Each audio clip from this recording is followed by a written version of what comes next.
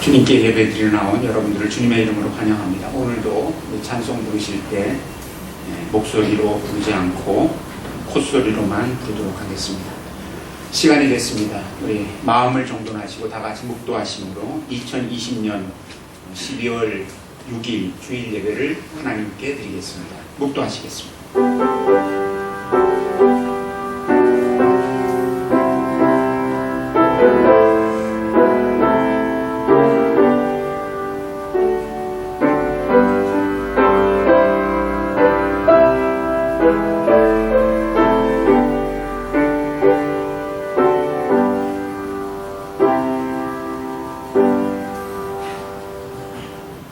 우리 주 예수께서 그의 모든 성도와 함께 강림하실 때 하나님 우리 아버지 앞에서 거룩함에 흠이 없게 하시기를 원하노라. 아멘. 사랑과 은혜가 풍성하신 하나님 아버지, 저희에게 복된 주님의 날을 허락하시고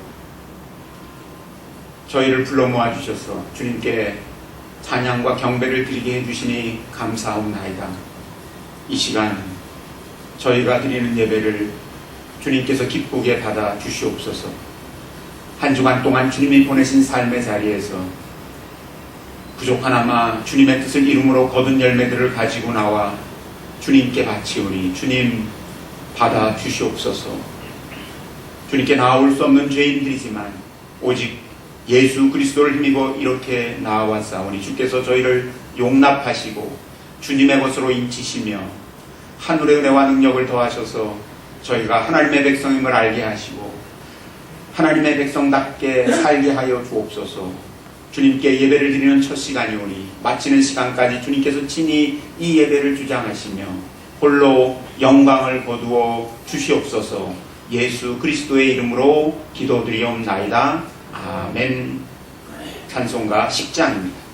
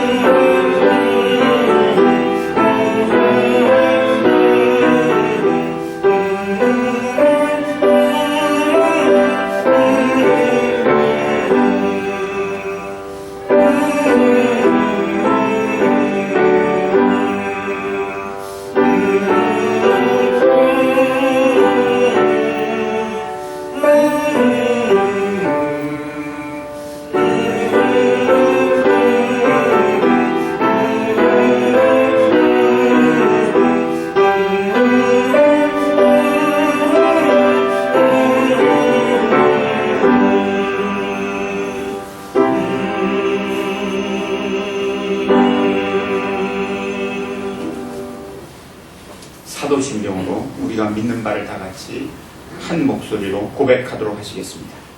전능하사 천지를 만드신 하나님 아버지를 내가 믿사오며 그 외아들 우리 주 예수 그리스도를 믿사오니 이는 성령으로 잉태하사 동정녀 마리아에게 나시고 본디오 빌라도에게 고난을 받으사 십자가에 못 박혀 죽으시고 장사한 지 사흘 만에 죽은 자 가운데서 다시 살아나시며 하늘에 오르사 전능하신 하나님 우편에 앉아 계시다가 저리로서 산자와 죽은 자를 심판하러 오시리라. 성령을 믿사오며 거룩한 공회와 성도가 서로 교통하는 것과 죄를 사하여 주시는 것과 몸이 다시 사는 것과 영원히 사는 것을 믿사옵나이다. 아멘. 성시를 교독하는 시간입니다. 교독문 116번입니다. 이새 줄기에서 한 싹이 나며 그 뿌리에서 한 가지가 나서 결실할 것이요 그 여호와의 영 곧 지혜와 총명의 영이요 오력과 진리의 영이요 지식과 여호와를 경외하는 영이 강림하시리니 그가 여호와를 경외함으로 두려움을 참을 것이며 그의 눈에 보이는 대로 심판하지 아니하며 그의 귀에 들리는 대로 판단하지 아니하며 공의로 강한 자를 심판하며 정직으로 세상의 분한 자를 판단할 것이며 그의 입에 막대기로 세상을 치며 그의 입술의 기운으로 악인을 죽일 것이며 공의로 그의 뜰을 삼으며 성실로 그의 몸의 뜰을 삼으리라. 그때 이리가 어린 양과 함께 살며 표범이 어린 염소와 함께 누우며 소아와 어린 사자와 살찐 짐승이 함께 있어 어린 양에게 뜯기며 암소와 곰이 함께 먹으며 그것들의 새끼가 함께 엎드리며 사자가 소처럼 풀을 먹을 것이며 천부들과 독사의 손에서 등나며 젖된 어린아이가 독사에게 손을 놓을 것이라. 내 거룩한 산 모든 곳에서 해됨도 없고 상함도 없을 것이니 이는 우리 나라의 같이 여호와의 하는 지식이 세상에 충만할 것입니다. 그날에 이새의 뿌리에서 한 싹이 나서 만민의 기치로 설 것이요 열방이 그에게 돌아가니 그가 왕국이 영화로우리라. 아멘. 찬송가 497장입니다.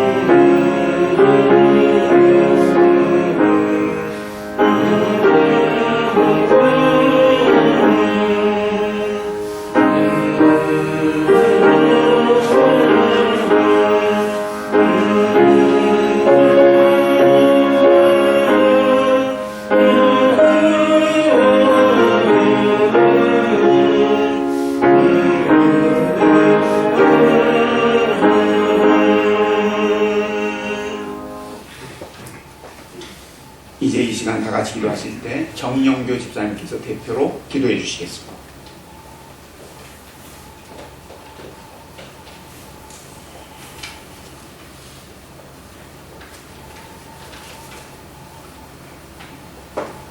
거룩하신 아버지 하나님, 오늘도 하나님께서 사랑하시고 그 하나님을 사랑하는 자들이 한자리에 모여 성령과 진리로 예배할 수 있게 인도하여 주시니 감사와 찬송과 영광을 드립니다. 이 세상은 현재 코로나19라는 전염병으로 인하여 많은 사람이 병마에 시달리고 이로 인하여 사망에 이르기까지 함에 따라 불안한 가운데 생활하는 자들이 많이 있습니다. 하나님 말씀의 주를 여호와를 앙모하는 자는 독수리가 날개를 친 것 같이 새 신을 얻는다고 하셨으니 우리 모두 주 여호와를 앙모하여 새 신을 얻음으로 이 전염병을 이겨낼 수 있도록 능력을 허락하여 주시기를 간절히 기도드립니다. 아버지 하나님, 할 수 있거든 무슨 말이냐, 믿는 자에게는 능치 못할 일이 없느니라 하신 말씀을 믿고 따름으로 주님께서 주신 능력을 능히 영혼으로 체험함으로써 이 어려운 시기에 믿음 생활을 하는데 장애가 되지 않도록 능력을 주시옵소서. 여호와께서는 아브라함에게 이르기를 그는 내 앞에서 행하여 완전하라 하시고 아브라함의 이름을 아브라함으로 바꿔 주셨습니다. 이는 여호와께서 아브라함을 여러 민족의 아버지가 되게 하시겠다는 말씀을 하심에 따라 아브라함은 이 말씀을 믿음으로 100세에 낳은 아들 이삭을 모리아 땅으로 가서 번제를 드리니 여호와의 사자가 나타나서 아브라함에게 말하되 네가 내 독자까지 내게 아끼지 아니하였으니 내가 이제야 하나님을 경외하는 줄을 알겠다며 아브라함의 믿음을 인정하였으며 아브라함은 하나님께서 이삭을 통하여 여러 민족의 아버지가 되게 해주시겠다는 말씀을 믿고 여호와께서 하신 말씀대로 행하면 앞으로 행할 바를 여호와 이래로 준비되리라는 믿음을 가지고 생활을 한 것 같이 우리에게도 하나님께서 주신 말씀을 믿는 대로가 되어서 믿는 자에게 능치 못할 것이 없고 여호와 이래로 우리 행할 것을 미리 준비하여 주신다는 것, 주시는 하나님을 믿을 수 있도록 도와주시옵소서. 그리하여서 이 세상의 소문과 주변의 말로 인하여 우리 몸과 마음이 연약해져서 불안해하지 말고 하나님 말씀을 통해 믿음 생활을 할 때에 하나님께서 여호와 이래로 도와주신다는 믿음을 가지고 항상 기뻐하고 쉬지 않고 기도하며 범사에 감사하는 믿음 생활을 할 수 있도록 인도하여 주시옵소서. 아버지 하나님, 오늘도 하나님 말씀을 전하시는 목사님께 함께하여 주셔서 진리의 말씀을 태어나게 하심으로 우리가 자유함을 얻을 수 있도록 하여 주시고 찬양을 올리는 할렐루야 성가대원들에게 함께하여 주셔서 그들은 찬양이 하나님께 영광이요 듣는 우리에게는 은혜가 되게 하여 주시옵소서. 예선교회 교우들 중에 몸이 아프거나 원치 않는 사고 등으로 고통 중에 있는 자들이 있사오니 성령님의 은총으로 빠르게 회복될 수 있도록 도와주시고 평안함을 허락하여 주시옵소서.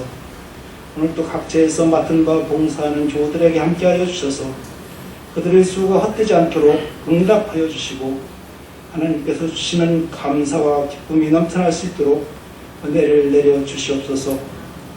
하나님을 사랑하는 자, 그 뜻대로 부르심을 입은 자들에게는 모든 것이 합력하여 선을 이룬다고 하셨으니 우리가 무엇을 하든지 하나님을 보시기에 선을 이루는 삶을 통하여 하나님의 뜻대로 사는 자가 되도록 인도하여 주시옵소서.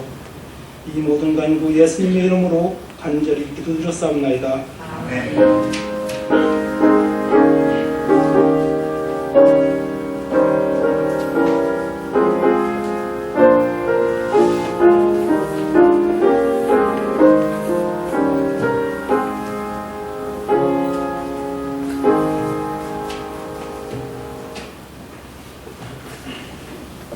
이 시간 하나님께서 우리에게 주시는 말씀은 신약성경 고린도전서에 있는 말씀입니다. 고린도전서 1장 3절 말씀부터 9절 말씀까지 보도록 하시겠습니다. 제 성경으로는 신약성경 263쪽에 나옵니다.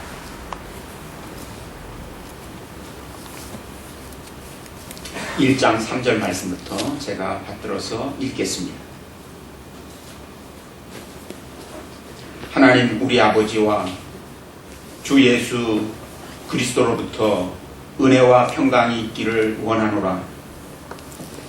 그리스도 예수 안에서 너희에게 주신 하나님의 은혜로 말미암아 내가 너희를 위하여 항상 하나님께 감사하노니 이는 너희가 그 안에서 모든 일 곧 모든 언변과 모든 지식이 풍족함으로 그리스도의 증거가 너희 중에 견고하게 되어 너희가 모든 은사에 부족함이 없이 우리 주 예수 그리스도의 나타나심을 기다립니다.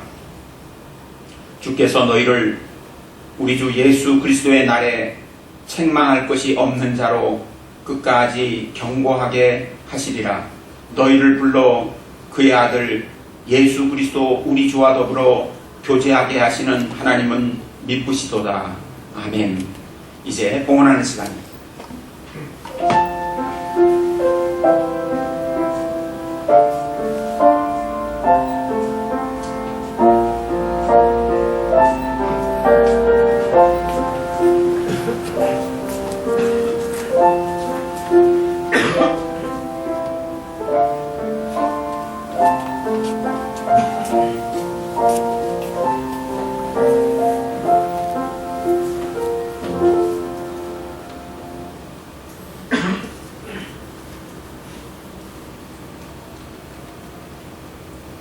우리 같이 봉헌의 기도 드리시겠습니다.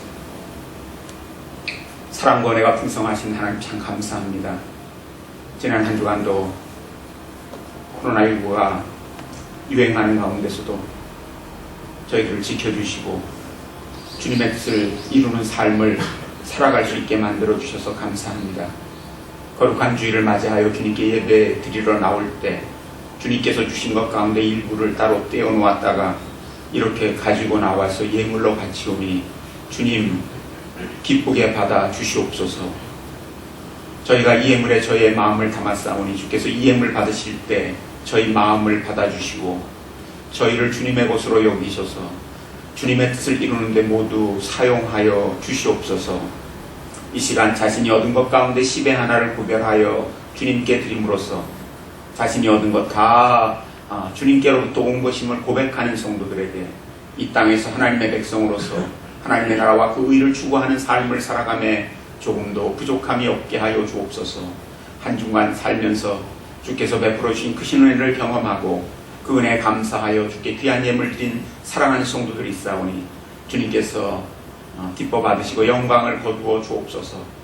주님께서 늘 치료자가 되셔서 저희의 아픈 부분을 살피시며 고쳐서 온전케 만들어 주심을 믿고 이제 자신의 눈을 정상으로 회복시켜 주시기를 간절히 바라면서 하나님 앞에 또 귀한 헌금 드린 권사님이 있사오니 그 믿음을 주님께서 보시고 역사하셔서 고쳐주시고 온전케 하셔서 이 땅에서 하나님의 뜻을 받들어 해야 할 일 더 기쁘게 감당하며 주님께 영광 돌리는 삶을 풍성히 살아갈 수 있도록 만들어 주옵소서. 코로나19의 이 엄중한 상황 속에서도 참으로 하나님께서 베풀어 주신 은혜가 범사에 넘침을 고백하면서 이 시간 귀한 예물 드린 성도들이 있사오니 주님께서 기뻐 받아주시고 앞으로도 계속 은혜와 능력을 더하셔서 날마다 주님과 동행하는 삶을 살게 하시고 주님의 뜻을 헤아려 그 뜻을 이루어 감으로 주님께 영광 돌리게 하옵소서. 주님께서 영광 돌리는 사람들에게 약속하신 하늘의 복을 넘치도록 베풀어 주옵소서. 주님의 복음을 땅끝까지 전파하는 데 참여하고자 선교헌금을 드리며 주님의 사랑을 이웃과 함께 나누고자 구제헌금과 장화헌금을 드린 손길들이 있사오니 기뻐 받아주시고 그 소원대로 물질이 사용될 때 복음이 전파되게 하시고 주님의 사랑이 베풀어지게 하여 주옵소서. 거룩한 주일날 주님께 예배 드리러 나왔기에 또한 주일헌금 드려 자신을 주님께 바치는 표로 삼사오니 드린 이들을 다 주님의 것으로 삼아 주옵소서. 이 시간 귀한 것을 주님께 드리고 싶은 간절한 마음은 있지만 어려운 형편 가운데 따로 예물을 준비하지 못한 이가 혹시라도 있사옵거든 위로하시며 그들이 그 마음 드릴 때 주께서 기쁘게 받아주시며 그 형편을 살피셔서 필요한 것들 모자라지 않도록 풍성히 채워주시며 하나님 기뻐하시는 일에 마음껏 참여할 수 있는 날이 속히 이르게 하여 주옵소서. 이 시간 저희가 저희 자신을 주님께 드렸은즉 일주일의 삶이 주님께 드려진 자들로서 주님이 세상에서 펼쳐가시는 구원의 역사에 참여케 하시고 각자에게 맡겨주신 역할 신실히 감당함으로 주님께 영광 돌리게 하옵소서. 감사하옵고 우리 주 예수 그리스도의 이름으로 기도드리옵나이다. 아멘. 이제 이 시간 우리 할렐루야 찬양대에 찬양이 있겠습니다.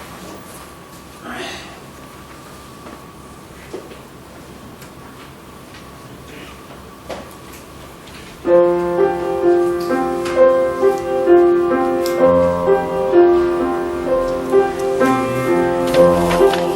예수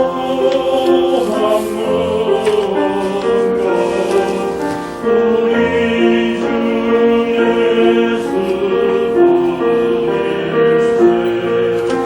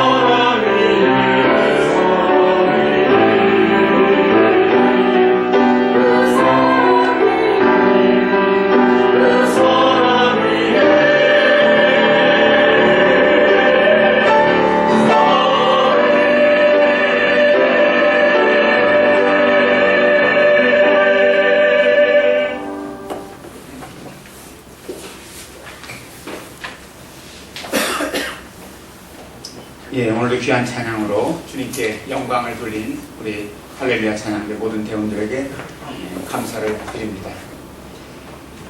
우리는 코로나19가 크게 유행을 해서 우리의 생명과 우리의 기반을 위협하는 가운데 주님의 오심을 기다리는 대강절을 보내고 있습니다. 이런 상황 속에서 대강절을 맞이하면서 우리는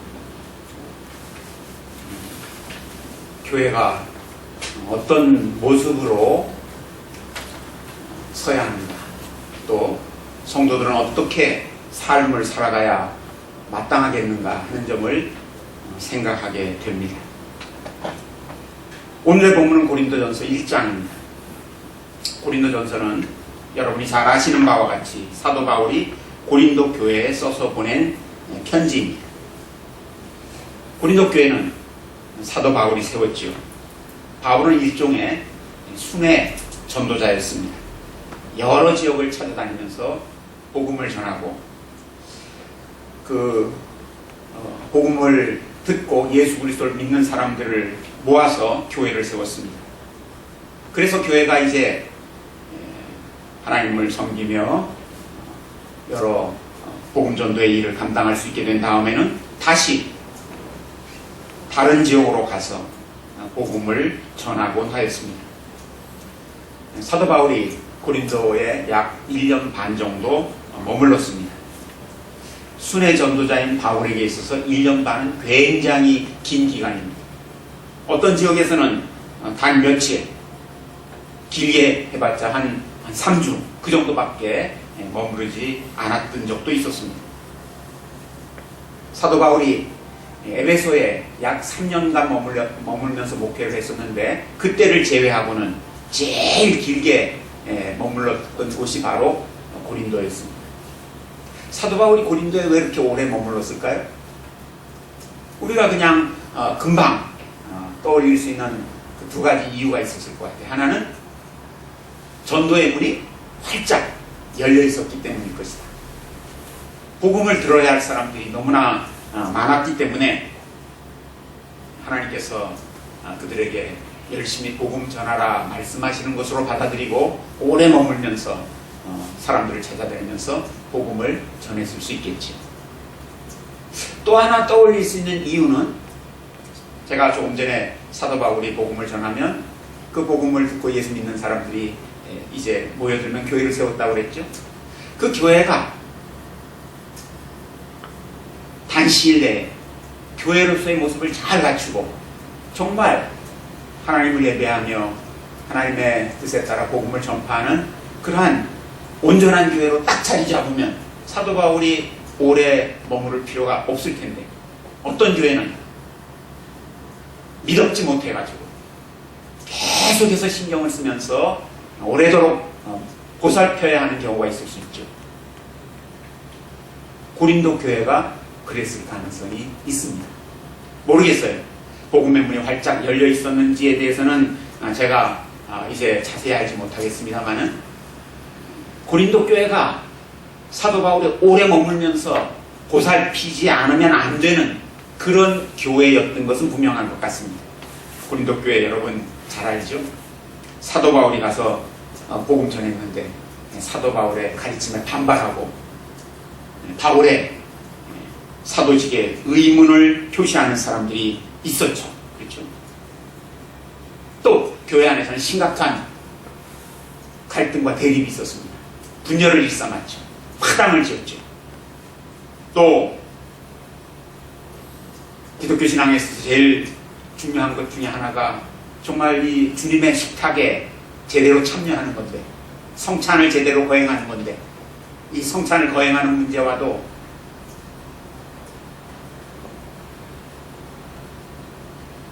제대로 대응하지 못해서 가난한 사람들하고 부유한 사람들 사이에 갈등이 빚어졌고 가난한 사람들이 상처를 입는 일들이 빈번하게 일어났습니다. 또 성적으로 타락한 사람들이 교회 안에 있었죠.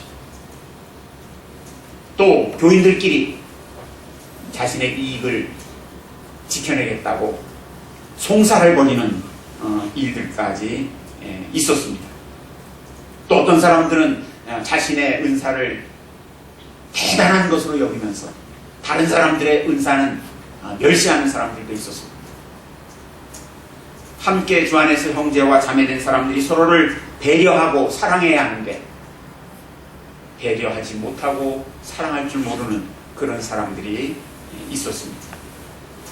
사실 이 고린도전서도 어쩌면 사도 바울이 고린도 교회가 안고 있는 이런 문제들을 해결하기 위한 목적을 가지고 써서 보낸 것일 수 있습니다. 오늘 우리가 선택한 본문은 사도 바울이 써서 보낸 편지의 서두에 나오는 인사말과 감사의 말에 해당하는 부분입니다. 사도 바울은 문제 많은 교회에 편지를 써서 보내면서 인사말과 감사의 말에 벌써 앞으로 고린도 교회가 이런 교회였으면 좋겠다 하는 자신의 바람을 담아내고 있습니다. 그래서 이 인사말과 감사의 말을 자세히 들여다보면 사도 바울이 고린도 교회가 어떤 모습으로 하나님 앞에 서고 하나님의 뜻을 이루는 교회가 되기를 바라고 있는가를 금방 알 수 있습니다. 그러면 이게 고린도 교회에 대한 바람이기만 했을까요? 아마 지상에 존재하는 모든 교회가 이랬으면 하는 바람을 사도 바울은 여기에 담아 놓은 것입니다. 왜냐하면 고린도전서는 고린도 교회에게만 보내진 것이 아니라 결국은 하나님의 섭리 가운데 온 세상 모든 교회에 보내진 편지가 되었기 때문입니다. 그러면 본문 가운데서 사도 바울이 우리에게 제시하는 온전한 교회는 어떤 교회일까요? 또 온전한 성도들은 어떤 성도들일까요? 저는 본문에서 몇 가지를 발견할 수 있습니다. 첫 번째, 주님의 은혜와 평강을 누리는 교회가 되어야 합니다. 주님의 은혜와 평강을 누리는 교회가 되어야 한다. 여기 본문 3절에 볼 것 같으면 사도 바울은 고린도 교회 그리고 고린도 교회 성도들에게 은혜와 평강이 있기를 기원하고 있습니다. 은혜와 평강이 고린도 교인들에게 넘치기를 바라고 있는 것입니다. 은혜가 무엇일까요? 사실 성경에서 은혜라는 말이 다양하게 쓰이고 있기 때문에 단정적으로 말하기가 쉽지는 않습니다. 그러나 우리가 일반적으로 알고 있는 대로 은혜는 하나님께서 우리에게 무조건적으로 또 한량없이 베풀어 주시는 사랑을 가리켜 우리가 은혜라 이렇게 말합니다. 우리를 향한 하나님의 무조건적이고 한없는 사랑, 그것이 은혜입니다. 그런데 사실은 이 은혜가 구체적인 모습을 띠고 나타나게 되죠. 어떻게 나타납니까? 하나님께서 하나님의 아들 예수 그리스도를 세상에 보내시고 세상을 구원하시는 것으로 나타나게 되죠. 결국 이 하나님의 은혜는 우리를 그리스도인 되게 하고 우리로 하여금 그리스도인으로 살게 만들어 주시는 것이죠. 이게 은혜예요. 자, 은혜와 평강이 있기를 원했죠. 평강은 무엇일까요? 평강은 우리가 그냥 쉽게 쓰는 말대로 평화죠. 평화. 무엇이 평화지요? 전쟁이 없으면 평화라고 우리는 말하죠. 다툼이 없으면 평화라고 말하죠. 근데 성경에서 말할 때는 단순히 전쟁만 없으면 평화가 아닙니다. 오히려 성경이 우리에게 알려주는 평화는 하나님과 우리 사이에 막힌 담이 다 허물어져 가지고 우리가 하나님과 더불어 마음껏 교통하는 것 뿐만 아니라 우리가 이 세상 살아가면서 접하는 모든 사람들과 조화롭게 지내는 그것을 가리켜 평화라고 이렇게 말합니다. 그래서 이 평화란 우리가 하나님으로 섬기며 하나님의 뜻대로 이웃을 사랑하며 하나님이 만드신 자연을 하나님의 뜻대로 온전히 관리하면서 그 속에서 평안하게 삶을 살아가는 것을 뜻합니다. 사도 바울은 고린도 교회와 성도들에게 이러한 은혜와 평강이 있기를 바라고 있는 것입니다. 항상 이 은혜와 평강은 짝을 이루어 나타날 때가 많습니다. 은혜가 있어야 그 다음에 평강이 있을 수 있는 것이죠.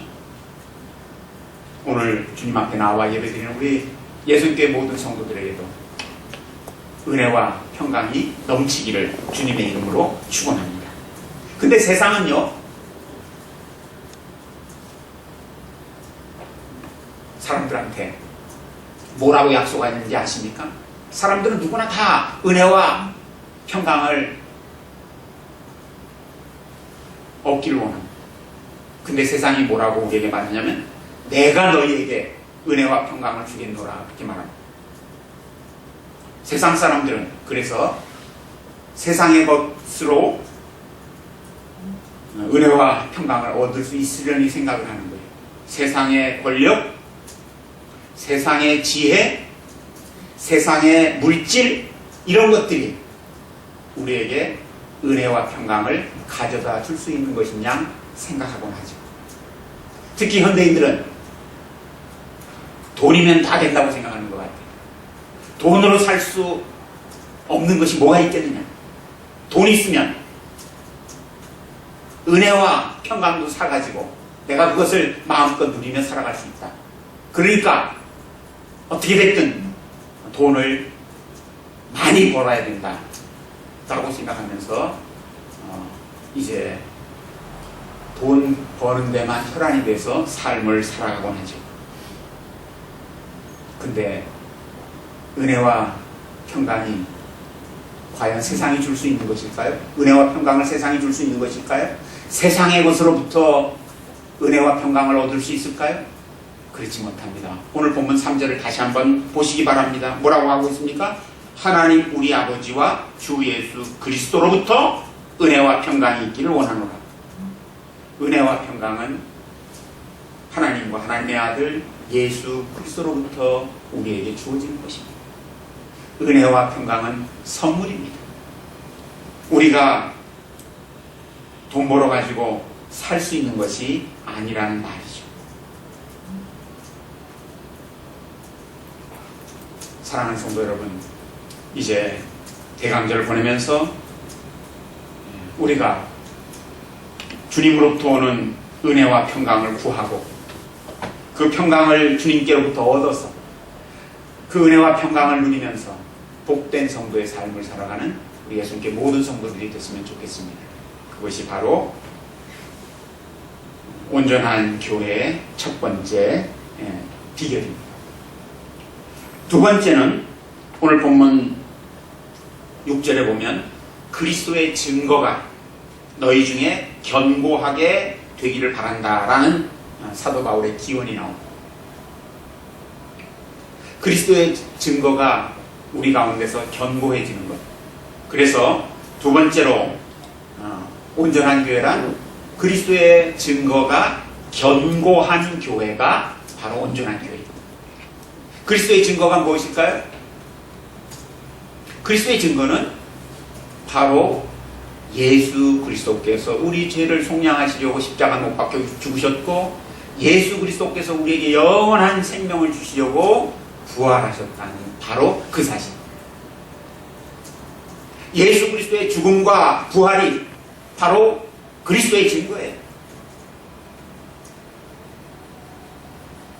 이 증거가 견고해져야 합니다. 우리가 그리스도의 증거를 알아야 되겠죠. 그렇기 때문에 우리는 그리스도의 증거를 배우려고 힘써야 합니다. 그리스도의 증거가 단순히 머릿속으로만 남아있는 것이 아니라 우리 가슴을 다 차지해가지고 우리로 하여금 주 예수 그리스도를 힘입어 삶을 살아가는 주님의 사람들이 되게 해야 합니다. 아니라 이 그리스도의 증거가 믿지 않는 세상 사람들에게도 전해져야 그들도 그것을 받아들여서 예수 그리스도를 믿는 사람으로 삶을 살아가도록 만들어야 해요. 본인 스스로 그리스도의 증거를 굳게 붙들고 있지 않으면 그것을 남들에게 전할 수는 없겠죠. 가끔 남을 가르치는 일을 하다 보면 느끼는 게 있습니다. 제가 이전에 또 그 학생들을 가르친 적이 있습니다. 그런데요, 제가 잘 알고 있는 내용이라고 믿었던 것도 막상 학생들한테 그것을 설명하려고 다 풀어놓다 보면 제가 알고 있는 것들이 좀 불확실하다는 사실을 깨닫는 경우들이 있습니다. 그래서 사람이 많이 배움으로써 지식이 늘어나고 그 다음에 가르침으로써 그 지식이 정확해지는 것이라는 생각을 늘 합니다. 그래서 우리가 다른 사람들에게 그리스도의 증거를 알려주어서 그들로 하여금 그것을 믿고 그것을 붙들고 삶을 살아가도록 만들어 주기 위해서는 우리가 그리스도의 증거를 정확히 알아서 우리의 것이 되게 만들어야 합니다. 하나님께서 그리스도의 증거가 우리 가운데서 견고하게 될 수 있도록 우리에게 무엇을 주셨는지 아십니까? 오늘 본문에 한번 자세히 보십시오. 자, 고린도 교회는 무엇이 부족함이 없었다고 되어 있죠? 여기 한번 7절 보십시오. 너희가 모든 은사에 부족함이 없으니. 고린도 교인들은 그 은사에 있어서 부족함이 없었습니다. 특별히 은사 가운데서 무엇에 부족함이 없었습니까? 5절 한번 보세요. 이는 너희가 그 안에서 모든 일, 곧 모든 언변과 지식이 어땠다고요? 풍족했다. 하나님께서 우리에게 은사를 주시는 까닭은 무엇일까요? 우리에게 여기 언변과 지식이 풍성하도록 만들어주시는 까닭이 무엇일까요? 바로 이런 것들은 그리스도의 증거가 우리 가운데서 견고하게 될 수 있도록 만들어주시기 위함이에요. 또 이 그리스도의 증거를 세상 모든 사람들과 제대로 나눌 수 있게 하시려고 주님께서 우리에게 은사를 주시는 거예요. 세상의 모든 교회는 다 선교하는 공동체입니다. 그냥 교회는 우리끼리 예수 잘 믿고 복 받아가지고 잘 살자 하는 데가 교회가 아닙니다. 교회는 바로 이 예수 그리스도의 증거를 굳게 붙들고 그 증거가 다른 사람들에게 알려지도록 만들고 다른 사람들도 그 증거를 힘입어 하나님의 백성으로서의 삶을 살아가도록 돕는 일을 해야 하는 거죠. 언제까지요? 주님 오시는 날까지.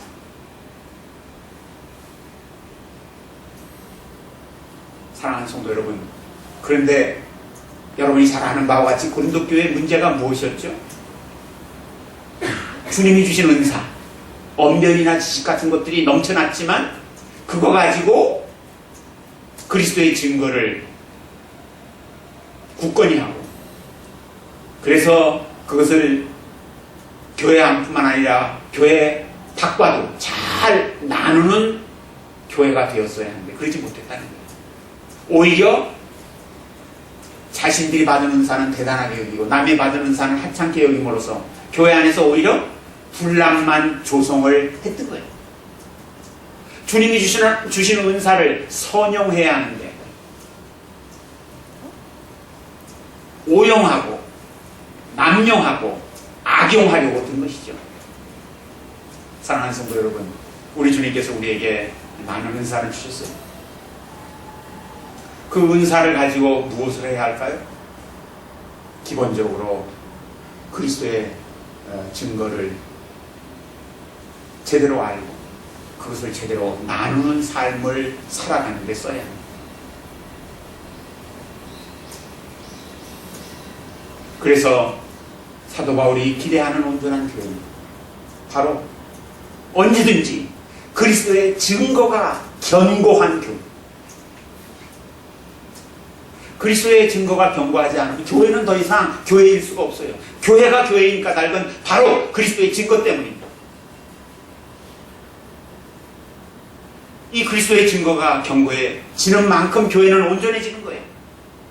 이 그리스도의 증거가 소홀히 여겨지는 것만큼 교회는 겉으로는 거룩한 모습을 하고 있어도 세상의 일부에 지나지 않는 것이 되어버리고 마는 거죠. 사랑하는 성도 여러분, 우리 예수님께 속한 모든 성도들, 하나님께서 주신 굉장히 다양한 은사들을 갖고 있습니다. 우리가 아무쪼록 그 은사들을 적극적으로 활용해서 그리스도의 증거가 우리 가운데서 견고해지고 세상 사람들에게 널리 전파될 수 있도록 만드는데 최선을 다하는 주님의 교회가 되어야 하는 것입니다. 우리가 선교사님들을 뒷받침하고 그분들이 복음 전할 수 있도록 위하여 기도하는 것 중요합니다. 그러나 그것이 다가 되어서는 안 됩니다. 우리가 살아가는 삶 자체가 그리스도의 증거가 되도록 우리는 삶의 현장 속에서 우리의 삶을 살아가야 합니다. 세 번째, 7절에 보면 너희가 모든 은사에 부족함이 없이 우리 주 예수 그리스도의 나타나심을 기다림이라. 온전한 교회가 어떤 교회냐? 예수 그리스도가 다시 오신다고 약속하셨으니 다시 오시는 주님을 기다리면서 살아가는 교회가 온전한 교회. 교회는 항상 종말을 염두에 두고 존재하는 거예요. 제 말이 무슨 말인지 이해가 안 가실 수 있습니다. 한번 제가 설명을 할 테니까 한번 들어보십시오. 사실은 교회의 생일이 언제입니까? 구약부터 하나님의 백성들이 있었기 때문에 하나님의 백성들의 모임인 교회가 있었다고 말할 수 있지만 신약시대에 우리가 보는 대로 교회는 언제 탄생을 했죠?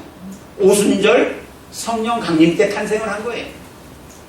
우리 주님께서 구속사역을 다 완성하시고 하늘로 오시면서 내가 가면 성령을 너희에게 보내주겠다. 너희가 내가 보낸 성령을 기다리고 있으라. 그가 와서 너희에게 임할 것이고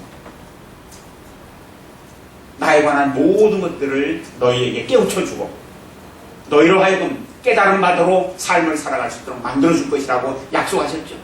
그래서 제자들을 위시한 주의 사람들이 흩어지지 않고 간절히 기도하고 있을 때 오순절 날이 되었을 때 성령께서 강림하시지 않습니까?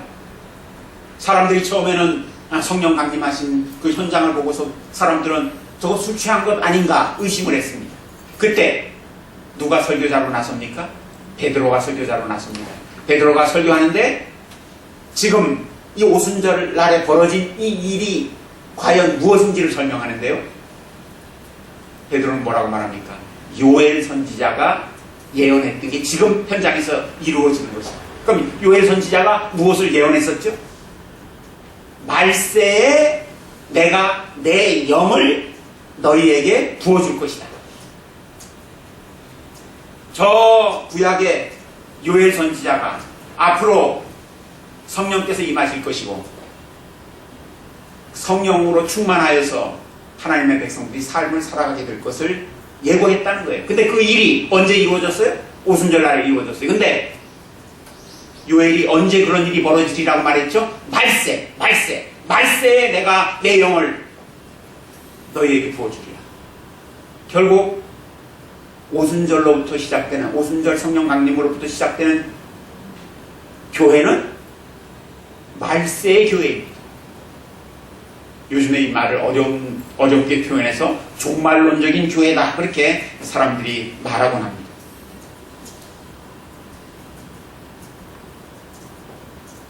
교회는 이와 같이 우리 주님이 오시는 것을 내다보면서 새로운 시대를 열었습니다. 우리 교회는 말세 공동체, 우리 온 성도들은 말세를 사는 사람들입니다. 바로 이것이 지금까지 세상이 경험해보지 못한 새로운 것입니다. 새로운 시대가 교회를 통해서 펼쳐진 것이죠. 근데 언제부턴가 교회가 새로운 것보다는 낡은 것에 집착해서 소망을 잃어버렸어요. 더 이상 우리 주님을 기다리지 않는 교회가 되어버리고 만 것입니다. 그리고는 썩어져가는 구습을 따랐죠. 유혹의 욕심을 따라 썩어져가는 구습을 따랐습니다. 그 결과 교회는 어떻게 되고 말았습니까? 버려진 소금처럼 세상에 짓밟히는 신세가 되고 말았습니다. 오늘 본문은 계속해서 우리 주님의 오심을 간절히 기다려야 마땅함을 말합니다. 여기 7절에서도 우리 주 예수 그리스도의 나타나심을 기다린다는 말이 나오고, 그 다음에 8절에 가면 주께서 너희를 우리 주 예수 그리스도의 날에, 여기 우리 주 예수 그리스도의 날이 언제일까요? 우리 주님이 다시 오시는 날이죠.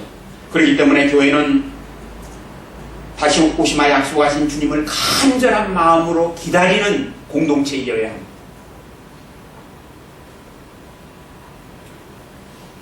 주님께서 우리에게 주신 은사에 관해서 말씀드린 것을 다시 한번 여기에 적용해 봅니다.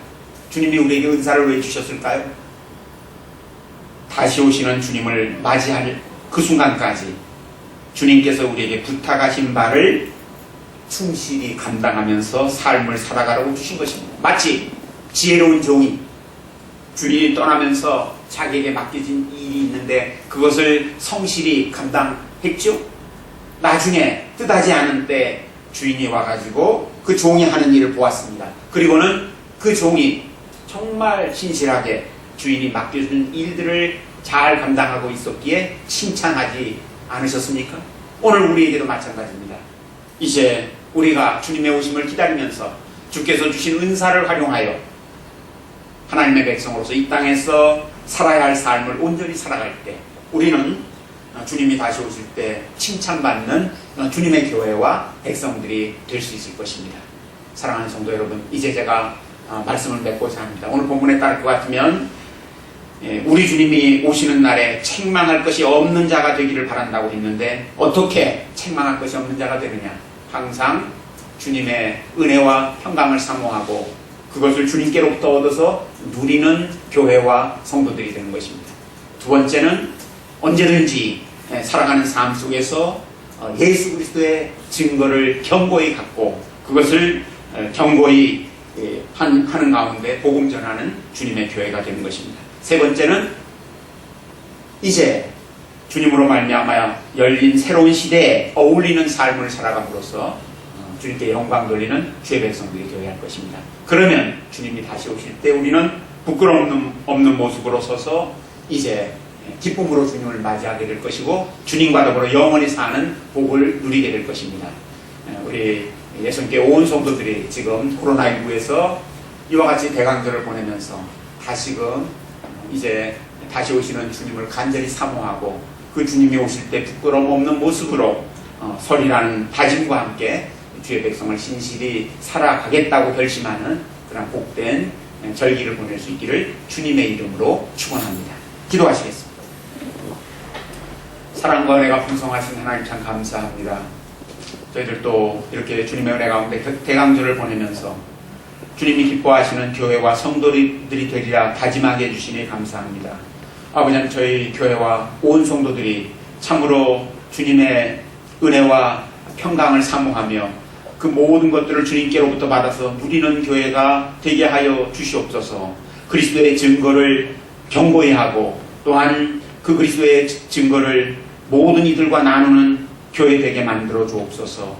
주님께서 이와 같이 말세에 저희를 불러 새로운 시대를 사는 하나님의 백성들이 되게 하셨음즉 주님 오시는 그날까지 주님의 뜻대로 삶을 살아감으로써 다시 오시는 주님을 기쁘게 맞이하고 주님께 칭찬받는 온전한 주님의 교회와 성도들 되게 하옵소서. 코로나19의 상황 속에서도 흔들림 없이 아름다운 그리스도인의 삶을 살아가는 저희가 되게 하옵소서. 예수 그리스도의 이름으로 기도드리옵나이다. 아멘. 찬송가 179장입니다.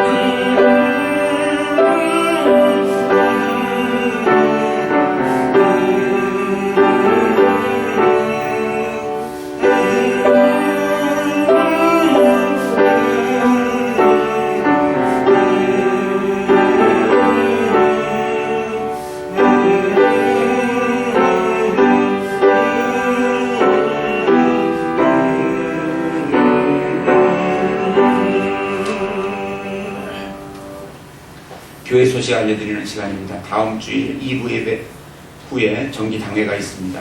찬양대와 주일학교 각 부서는 12월 20일 주일까지 2021년 봉사자를 선발하여 추천해 주시기 바랍니다. 각 부서 회계는 재정감사를 받을 수 있도록 12월 20일 주일까지 2020년도 회계장부와 영수증서를 교회 사무실로 제출해 주시기 바랍니다. 교회 달력이 나왔습니다. 큰 것과 작은 것 예년과 마찬가지로 따로 만들었는데 필요한 대로 가져가서 사용하시기 바랍니다. 혹시 또 필요로 하는 분들이 있다면 가져다 주셔도 좋습니다. 코로나19가 더 지금 심각한 단계에 들어선 것 같습니다. 예배 드릴 때 굉장히 춥고 그렇죠. 사실은 밀폐된 공간이 굉장히 위험하기 때문에 이렇게 날씨가 춥지만 다 우리가 문 열어 제치고 지금 예배를 드리고 있습니다. 그냥 야외 예배 드린다 생각하시고 잘 껴입고 나오셔가지고 예배 드리시면 좋겠고요. 그 다음에 지금 오늘 오후에 아마 다시 발표가 나올 것 같은데 지금 2단계에서 2.5단계로 올라갈 가능성이 있습니다. 2.5단계로 올라가면 예배에 20명까지밖에 참석은 못하게 됩니다. 상황이 어떻게 달라질지 모르겠습니다만 아마 서울시가 더 강력하게 또 조치를 취할지도 모르겠습니다. 하여튼 변화가 있으면 제가 여러분들한테 이제 문자로 알려드리도록 그렇게 하겠습니다. 아무쪼록 이제 지역사회 감염이 심각한 상황이니까 조심하시면서 건강 잃지 않고 잘 지내시기를 부탁드립니다. 다른 광고사항 있습니까? 없으시면 다 일어나셔서 앉으셔서 찬송가 1장 부르시겠습니다.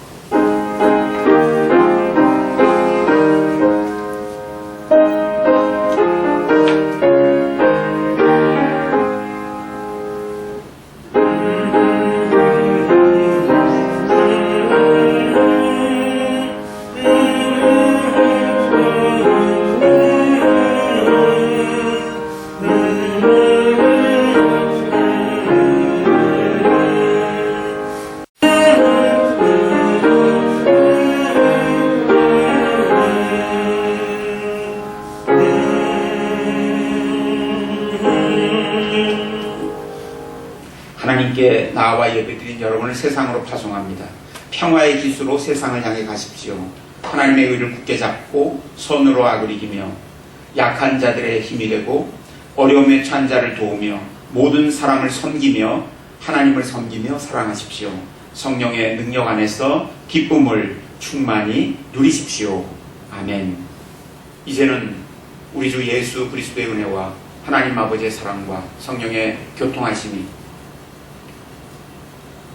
대강절을 보내면서 주님 다시 오실 날을 간절히 기다리며 이 땅에서 온전한 교회와 성도로서 주님 기뻐하시는 삶을 살아가리라 하지만 모든 성도들과 그 가정과 우리 예손교회 위에 이제부터 영원토록 함께 있을지어다. 아멘.